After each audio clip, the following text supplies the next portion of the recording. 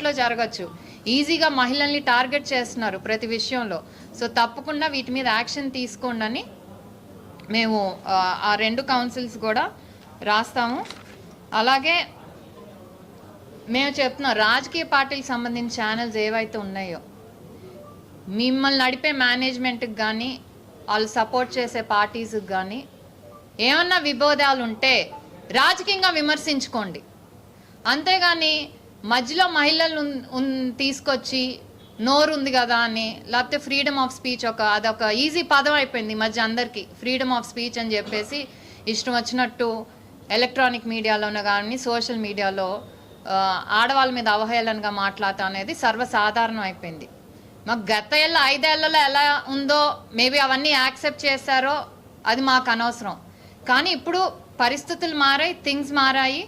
Definitely ఇలాంటివి వస్తే మాత్రం యాక్షన్ అనేది తీసుకుంటాము. శిక్ష పడే వరకు కూడా దాన్ని ఫాలో అప్ చేస్తాము.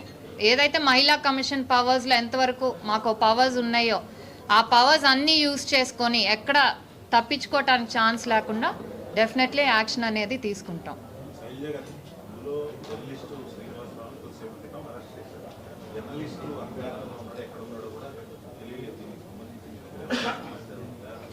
ఇది నిన్నటి నుంచే అతను అబ్స్కాండింగ్లో ఉన్నాడని. తప్పు చేయటం ఎందుకండి, ఇష్టం వచ్చినట్టు మాట్లాడటం ఎందుకు, మళ్ళీ పారిపోవటం ఎందుకు? అతను చెప్తున్నాడు కదా ఫ్యాక్ట్స్ ఉన్నాయి అని, మరి ఆ ఫ్యాక్ట్స్ తెచ్చి ధైర్యంగా ఇది బేస్ చేసి మాట్లాడని చెప్పాలి కదా. చెప్పలేడు, ఎందుకంటే అదంతా తప్పు. కేవలం అది ఇంటెన్షనల్గా చేసిన కమెంట్స్ అండి. ఏదో డిస్కషన్లో వచ్చో ఫ్యాక్ట్స్ బేస్ చేసుకొనో మాట్లాడింది కాదు. కావాలని ఒక పథకం ప్రకారం ఇంటెన్షనల్గా ప్లాన్ చేశారు. ఏదైతే అమరావతికి ఈరోజు రాజధానిగా అభివృద్ధి చెందుతుంది, ప్రభుత్వం సపోర్ట్ అలాగే సెంట్రల్ సపోర్ట్తో కూడా, సెంట్రల్ గవర్నమెంట్ సపోర్ట్తో కూడా ముందుకెళ్తుంది ఓర్చుకోలేక. ఎందుకంటే గత 5 ఏళ్లలో చూసాం. ఎన్నాళ్ళు దాక్కుంటారండి?